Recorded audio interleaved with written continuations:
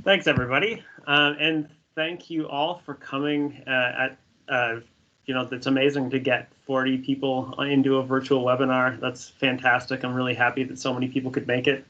And I'm glad that I can join you from my son's room, which seems to be the place that I'm giving most of these webinars from. So one interesting thing about my slide deck is I've just included a whole bunch of new images in it. And all of the images have been drawn by Julia Forsyth, who is the Associate Director of the Center for Pedagogical Innovation at Brock. And you may have seen her before at academic conferences, but what she does is she draws doodles of conference presentations, academic presentations, as people are speaking. And we've hired her to do the illustrations for a open online copyright course that we're creating and that will be available at Queen's over the next year.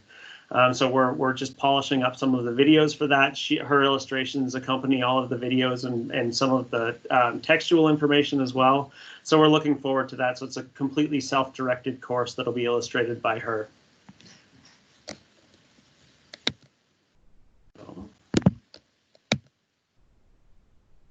So I'd first like to begin by acknowledging that the land on which we gather is the traditional territory of the Anishinaabe and the Haudenosaunee peoples. And just keep your microphones off while I'm presenting. You're free to ask questions, but please add them to the chat or use the hand raising functionality in Zoom rather than just speaking into your microphone. Teams, rather than speaking into your microphone.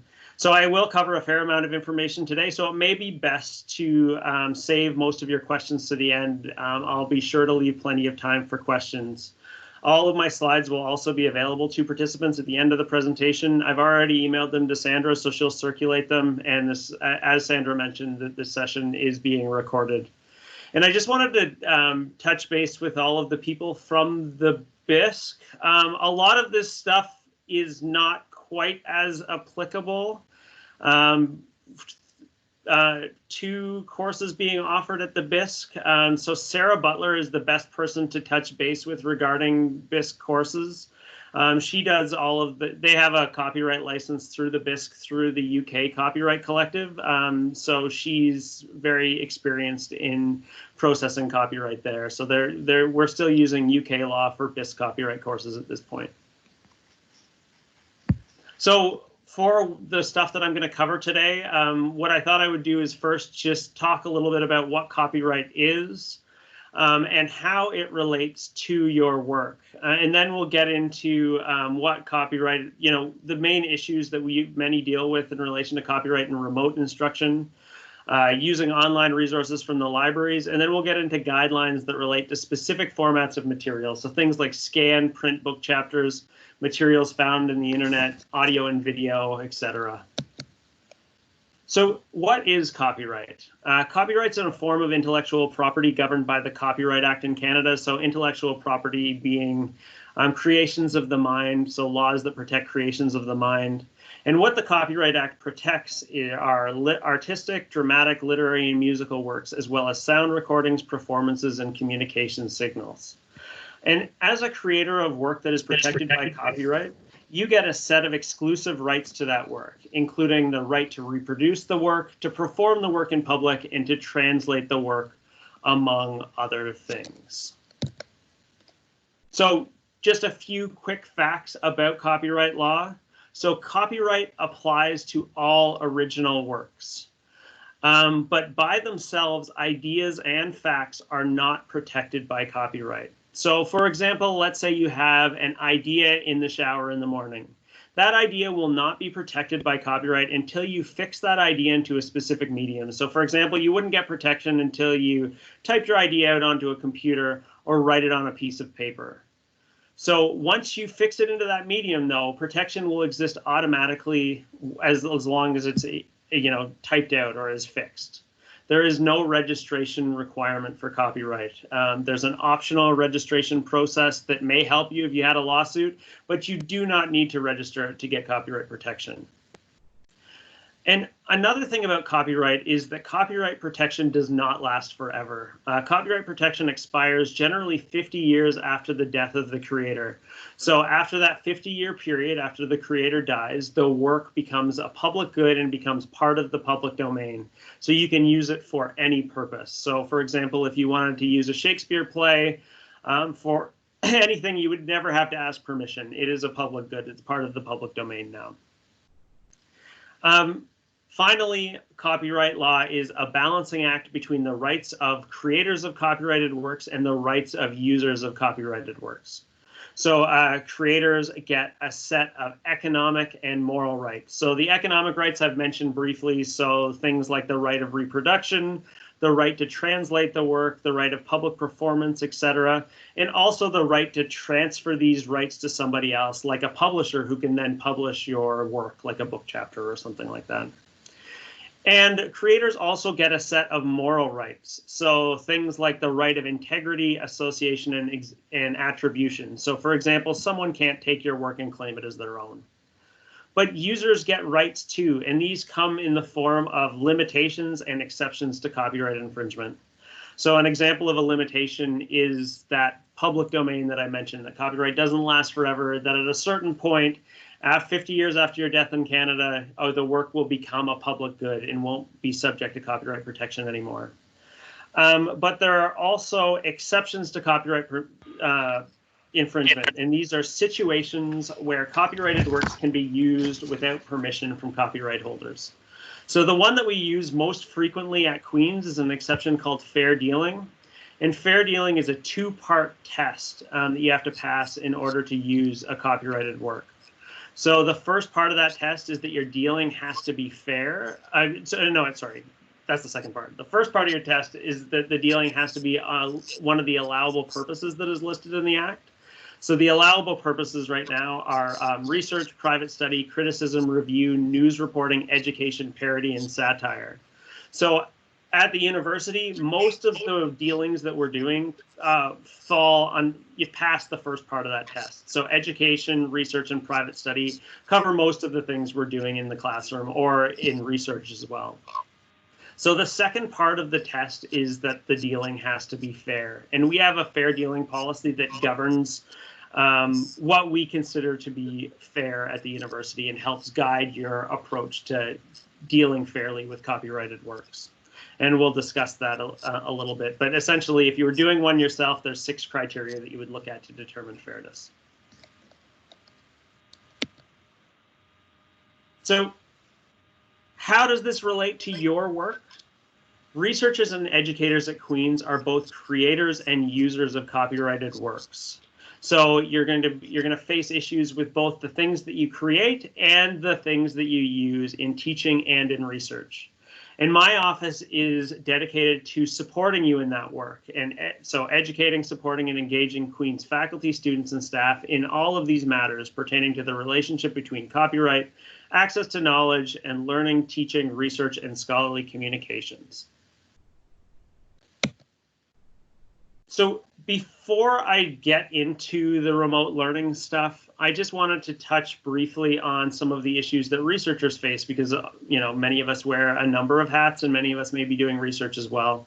I also do offer workshops for researchers specifically that go into these areas in a little bit more detail, but I just wanted to point out a few general things. So as creators, researchers do need to consider their rights as authors. One important thing that they need to consider is what rights to retain when you are publishing. So when you publish in a journal, or if you're publishing a book or a book chapter, you'll always have to sign a publication agreement between yourself and the publisher. And we can help you analyze that publication agreement and help you figure out what types of rights that you'd want to keep to yourself and what types of rights you want to provide to that publisher. And we also will help you use something called the Spark Author's Addendum.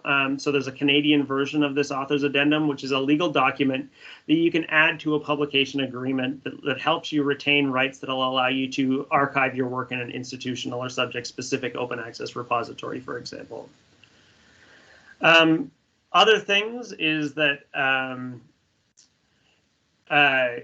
we can help you with how to protect your own work if you're self-publishing on the web. And in addition to that, we can help you with licensing your work in ways that facilitate reuse if you do decide to publish directly onto the web or in an open access journal.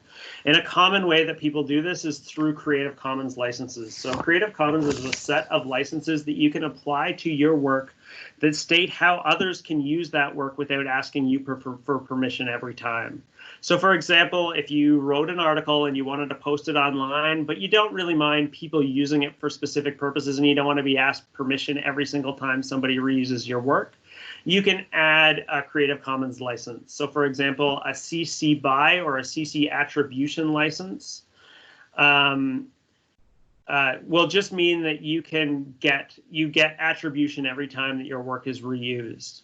And you can add other facets to the license. So for example, adding a non-commercial facet or an NC means that your work can only be used for non-commercial purposes. Adding share alike means that anyone building on your work will have to use the same license as you used. And then adding ND or no derivatives means that nobody can make derivative works using your work. So it's the most restrictive of the Creative Commons licenses. And as users of copyrighted works, researchers need to consider when and how to seek permission. So many researchers include third-party copyrighted works in their publications. And sometimes you can use fair dealing for that, but other times you may have to get permission for those uses. And we can help you facilitate getting permission for specific uses in your publications.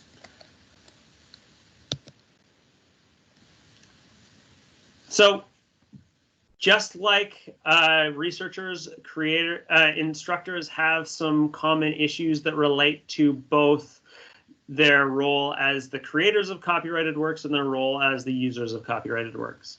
So just like in research, instructors own the copyright in their educational materials, and they need to consider how to protect their own work. One major issue that has come up over the last few years is that students are frequently posting materials on commercial note sharing sites, and we have some guidelines on how instructors can try and get those things taken down. And I'll touch on that on the next slide, actually. But instructors also need to consider, as users, how to make works available to students while maintaining copyright compliance, and when to seek permission for the works that they're using in their courses. So how do you protect your own work? As I've mentioned, you own the copyright in the course materials that you create. This is written into the collective agreement. You have a lot of control over the material that you create unless you sign it to the university in a contract or you sign it over to somebody else in a contract, like a publication agreement or something like that. But we do run into situations where students take those materials and post them on the internet, post them in on Facebook sites, or most significantly post them on note sharing sites like Course Hero, or I mean there's such a huge list of them now. But you do have some options. Recently, it has been added to the academic integrity policies that it is now a departure from academic integrity to use faculty members' works in an unauthorized way. So that's one tool that you have now. But you can also specify on your works the copyright status so that students are more aware of the fact that you don't want them posted on note sharing sites. So one option is just to do nothing and just, you always get copyright protection anyways. You don't need to add anything to your work to get copyright protection. But if you really want to be sure that students know that you have copyright in your work, you can always add that copyright notice to your materials, so the C in the circle, with your name and the date that you wrote the material or you last modified the material. And another option is to add a Creative Commons license to your work. So I've mentioned some of the Creative Commons licenses, but the most effective license to add to your course materials to prevent students from sharing them on those note sharing sites is the one with the non-commercial facet added to it. So that if students do post them onto note sharing sites, they're posting them onto commercial sites that people are paying for access to your materials. And you may have a remedy there that you may be able to say, hey, I've got this license. this use does not fall within my license that I have on my materials. And another thing that you can do is just explain the status of your course materials, just that you own the copyright in them. You may be using some other third-party materials, but please do not post them where you're not supposed to. And I have some wording about that on my website. So if you click on the Protecting Your Course Materials link, there's some wording that Laura Murray and I wrote a few years ago in relation to this. And I think there is updated wording also available in all of the syllabi that are the syllabi templates that are provided on campus that you can use as well as in the course shells for OnQ that you get when you create an OnQ course. So what about making works available to students? So these are third-party copyrighted works that we're talking about here. So instructors have two options for making works available to their students. One thing that they can do is they can manage copyright compliance themselves. So they're free to post whatever you want into OnQ as long as you take note of all of the different copyright compliance things that you have to consider. So our fair dealing policy and all of the different resources on my website. And if you choose this model, I am here as a resource for you. I'm available at any time to answer reference questions, to answer any questions that you may have in relation to making these materials available to students. And I will be walking through all of the different considerations for different format types over the next, 20, 30 minutes or so. But the other thing that you can do is you can submit your materials to the library and we'll verify copyright compliance on your behalf. And the way that we do this is through our electronic reserve service. So we offer an electronic reserve service and you can add, edit, or customize course readings through this service.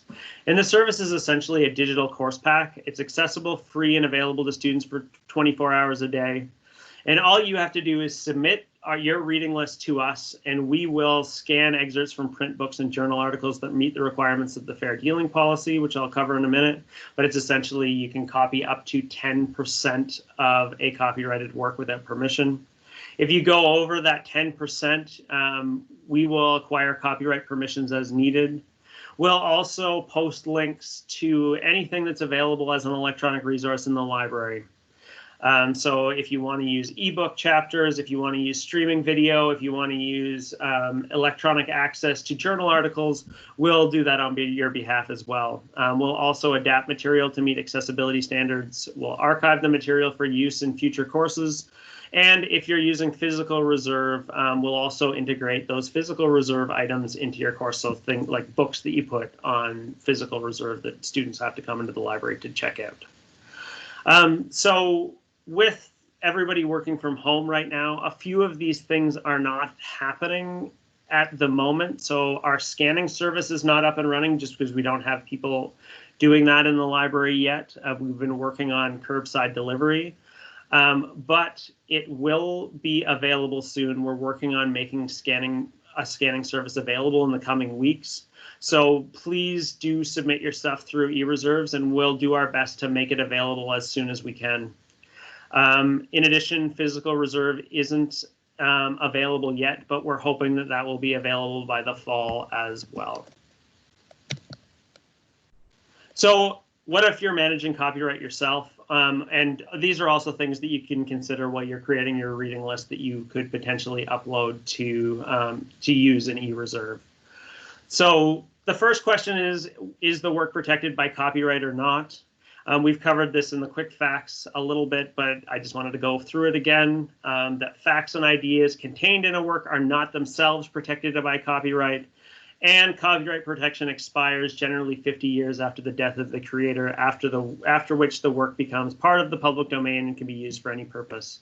So as I've mentioned, anything that is, over 100 years old is very likely to be in the public domain and you can use for any purpose at all. So you can, for example, digitize a full copy of a Shakespeare play or a Charles Dickens novel or something like that.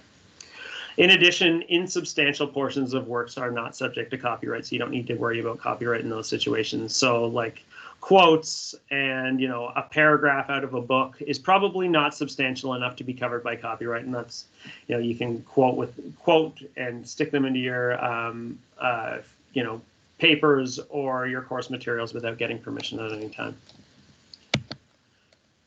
The second question that I encourage you to go to next is whether or not you can access it through the library collection. So we have a large electronic collection now through the Queen's University Library. It includes over 80,000 electronic journals, including more than 85 million journal articles. We have more than 500,000 electronic books, and we have more than 3 million physical volumes. And if you're getting your material through eReserve, we can scan anything from any of those 3 million physical volumes that meet the requirements in the fair dealing policy. You also have access to other library collections through interlibrary loans, so we can get things from other libraries, and our new discovery layer, Omni, allows you to search a wide variety of libraries, not just the Queen's University Library, through it. So just to feature a few of the types of resources that we have in the library and some of the services. So we have electronic access to a number of newspapers. This link will send you to our newspapers LibGuide. We also have a wide variety of online video databases that include a number of documentaries and a number of feature films if you want to show feature films in your classes. And then I also mentioned that we have a huge collection of electronic books. There are a few complications with our electronic book collection. Some of the electronic books are available for unlimited access, but others may have 1 to 3 seats or only allow access to 1 to 3 individuals at a time. So when you're looking up electronic books, you just have to be aware of that fact. It may complicate access for your students. In addition, not all publishers sell to libraries. So you can send requests to your liaison librarian or your subject librarian. You can send them to me. We can try to purchase electronic books on your behalf to be added to the library, but some publishers, particularly textbook publishers, will not sell electronic access. They want students to buy access instead. On this slide, I've also included a link to getting started with our discovery layer to search our the new way to search our collection. And it's pretty great. It allows you to search all of these different types of formats directly from the discovery layer. I'd also encourage you to contact your subject librarian for help with a lot of other library related stuff. So for any support for teaching and learning from the library, things like information literacy, and also course related sessions and programs. And I've linked out to our research by subject guide from here, but your subject librarian can also help you with creating a course specific library guide with library resources for your students in it. So I encourage you to contact your subject librarian you know, as soon as you can when you're developing your course. So one thing about library licensed resources is that we have a variety of different contracts or agreements with all of the different vendors that we have. So we have hundreds and hundreds of different contracts, and each of the contracts allows us to make different uses of the materials. So if you have any questions and you want to upload materials to the learning management system, you can contact me and I can look up the contents of the individual licenses. But what we found is the best way to access most of the materials that we have are to link to those materials. So within that discovery layer that I mentioned, Omni, on every record, there is a permanent link to each item.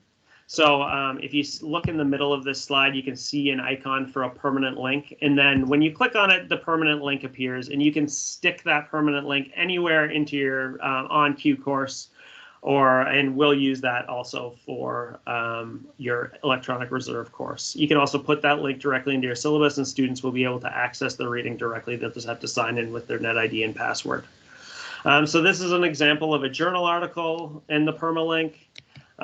It looks exactly the same for a book chapter. So the nice thing is that with our electronic books, each book chapter has a permanent link that you can get. So you can link directly to the chapter. It's not just to the abstract for the book. So this is an example of a chapter, I think chapter 6 of a book called On the Public Domain. Also, if you want to include a streamed copy of a movie, this is a pretty new movie, Ad Astra, you can link directly to this, and then students can get direct access to the streamed copy of this video. So just as a reminder, just click permalink, copy the link, and you can put that anywhere. And that link will be permanent. It won't need to be changed in future courses. So what if it's not available in the library collection? Then you would look at your physical collection with, or our physical collection, so our books and our print journal articles, or the books that you have access to, in your home or wherever. So this is where the fair dealing exception comes into play. So at Queen's, we have a fair dealing policy that allows you to copy a short excerpt from a copyrighted work and share it with your students, either as a handout or as a document uploaded to OnQ.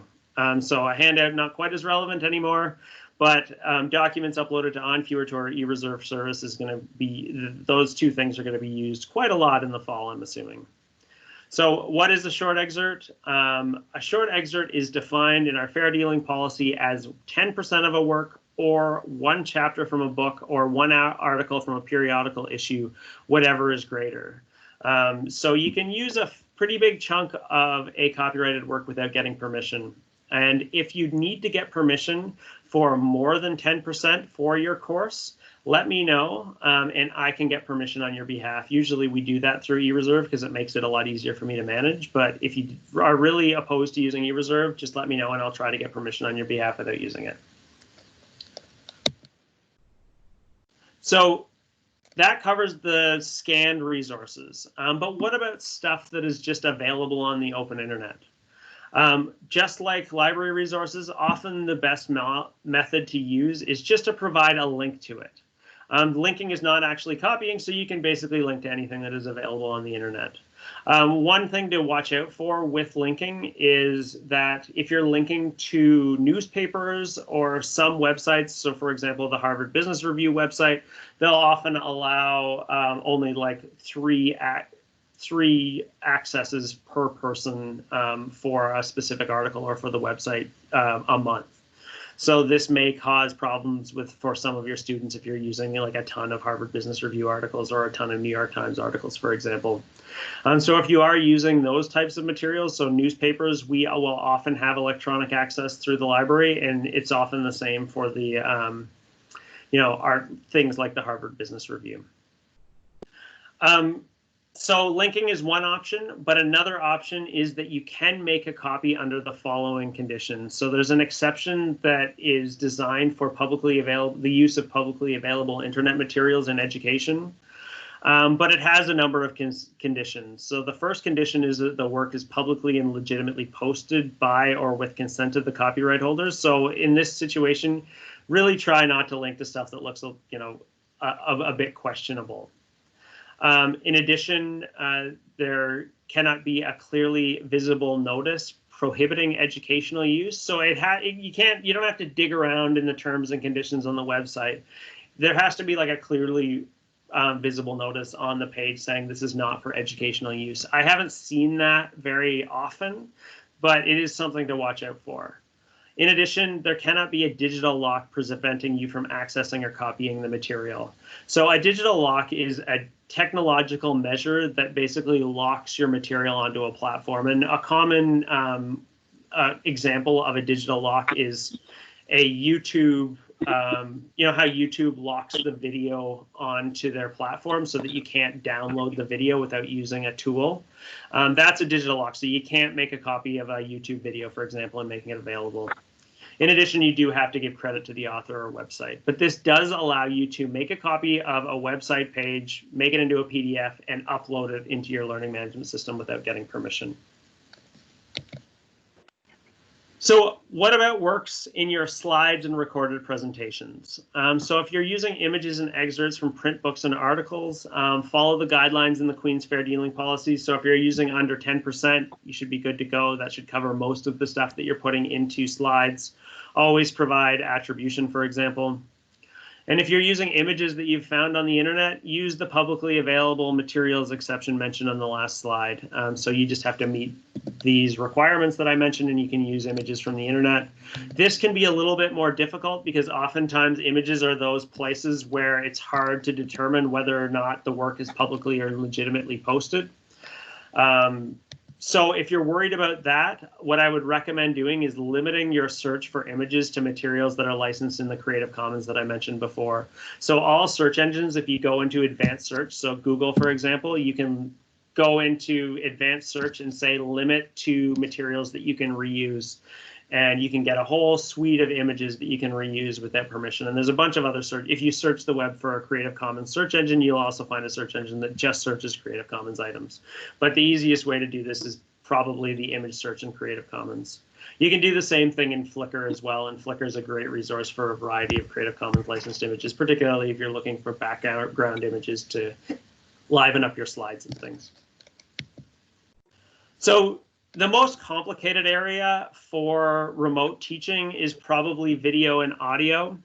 And this is more of a problem with remote teaching than it was in the face-to-face classroom, because there were exceptions that allowed for playing audio or video of legally obtained physical media in the classroom under a section in the Copyright Act, so section 29.5. But unfortunately, this doesn't cover playing the same media online. So if you can limit your audio and video to relatively brief clips, so under 10%, you may be able to include these in lecture recordings or live class using the fair dealing policy. But it is a lot shorter than what you would have been able to use in the face-to-face classroom. But the best path right now is just to contact your subject librarian, and the library will investigate purchasing streaming rights. You can also reach out to us, but right now we're working really hard in trying to get as many streaming rights as possible. And yeah, Robin's right. If you are scanning print documents to PDFs, we do need to make sure that the works are accessible for screen readers. And there are a variety of good samples. I've got a number of samples on how to do this on my website as well. And Andrew is a great resource. But the best way to ensure that these things are covered is to use eReserve, because we do include that in our workflow. Playing a YouTube video in class is generally okay as well. It's not something that I would worry about too much. So that's another question I got. What about playing a YouTube video in class? So I wouldn't worry too much about that as well. They're publicly available. They can be played in class under that section 29.5. So if these solutions do not work for video and audio, we may be able to facilitate a virtual screening using something called the distance education exception in the Copyright Act, which is section 30.01. This exception has been incredibly problematic for us because it includes a variety of problematic requirements, such as you cannot break a technical protection measure when you make a copy. You must clearly post that the copy is being made using this exception, and you must delete the copy within 30 days after the course evaluations have been issued. So one way that this could facilitate a screening is if you had a live cast of a screening through Zoom or through Teams, but didn't record it and only had the screening available during that 2 hours where the screening is happening. So that could possibly meet the requirements. And I have provided all of this information to Film and Media. But for those people that are teaching and doing weekly films in Film and Media, what I would recommend first is to reach out to the library, see how much stuff we have available electronically, see how much stuff that we can purchase for streaming. We're trying to purchase as much stuff from Film and Media as possible. And if you absolutely cannot find it available through the library collection, get in touch with me and we'll work on facilitating screenings through this restrictive copyright exception. Unfortunately, this is the only thing that we have in Canadian copyright law. US law is a little bit more flexible than what our law is in relation to screenings and things like that. So it is a bit tricky, but we'll figure out a way to make these screenings happen for those films that we can't get streaming rights. But we do try to get streaming rights for almost everything. So one thing that has come up as a problem recently are tools that new e-learning tools that are designed to facilitate active learning. So tools that you may have heard of like Perusal, Feedback Fruits, and Articulate 360 that Queen's is looking into. So if you're using these tools and these tools allow you to upload files into them, don't assume that you can upload all electronic library resources into these tools. Many of the databases in the library only allow for linking and may not be available for use. And we are working on a solution for this. So what we're hoping to do is a combination of these tools and eReserve in order to ensure that we have the proper permissions. And it may cost some money that not for students. We'll try to find money to be able to buy the permissions to be able to upload them into these tools so that you can use the active learning features and the ongoing assessment features that they have. So over the next week or two, we'll be starting some pilot programs to be able to get clearance for things to be uploaded into those tools.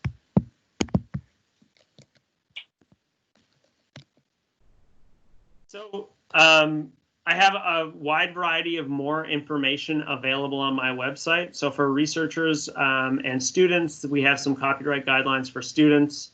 Information on copyright, how copyright relates to your thesis. A lot of this information can also work for publications as well, because many of the issues are the same. We also have a page on copyright and authors' rights for researchers, and I have a fair dealing evaluator that allows researchers to do their own fair dealing analysis. So for instructors, I have a copyright and teaching webpage and a very comprehensive frequently asked questions page. We also have a ton of information about open educational resources. So at Queen's, we've been putting out grants to develop open educational resources every year for the past 4 years. And we have a number of different open educational resources that are being developed. So open educational resources are resources that are openly available on the web for students and are available for reuse through a Creative Commons license. So we really want to encourage as many faculty as can to develop these, and we'll probably issue another set of grants next year. That we just issued our set of grants in April for this year.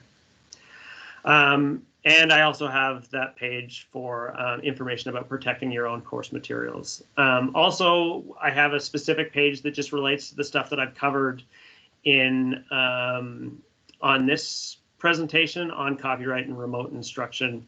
And coming soon, I'll have a self-directed video-based online course that will be available directly through OnCue that will include a lot of this information and all of the different illustrations that you saw in the presentation.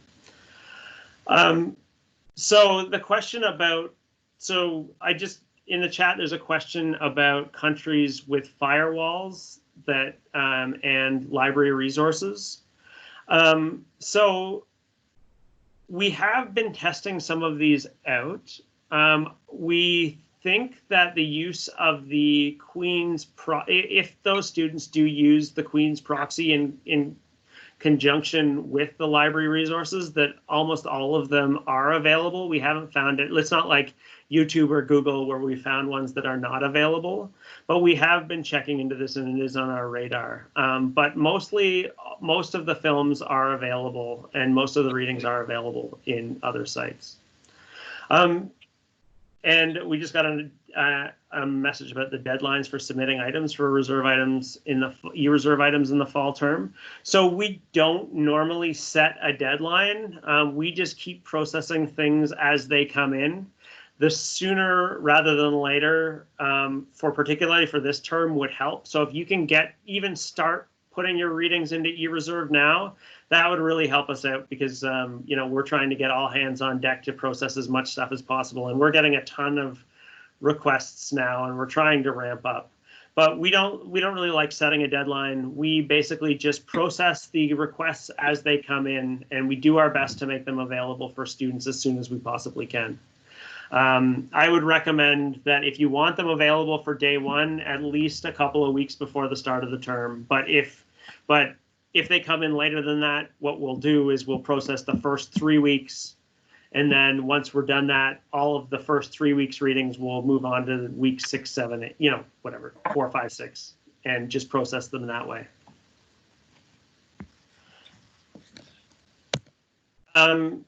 So just to finish off, I just wanted to give you a link to our updates on the library services and operations. If you click on that link, you'll see all of the different updates. It's being updated weekly on the different services that we've provided. Many of you have probably seen that we have opened for curbside delivery now for everybody, so students, staff, and faculty.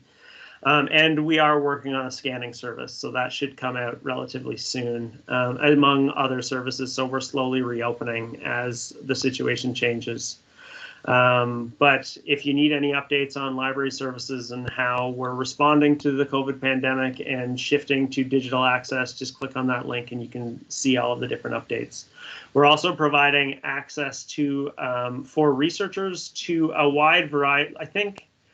I think it added up to be about 500,000 items through our partnership with HathiTrust. So many of the things that were once available digitally are now available through that partnership, but only as like a one-to-one. So if it's, you check it out just like a library book. So it's not really suitable for academic use.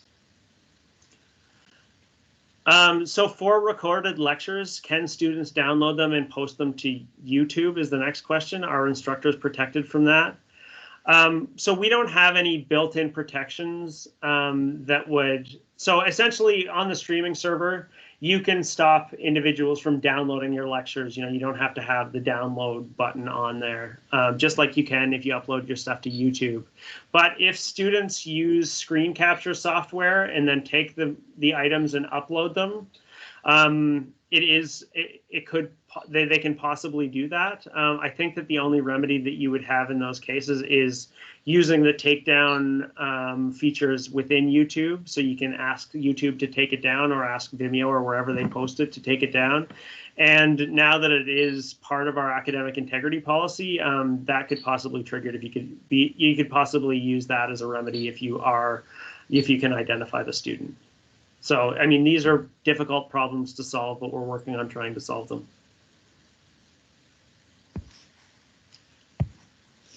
Great. So that is my presentation. I mean, many people have been asking questions in the chat.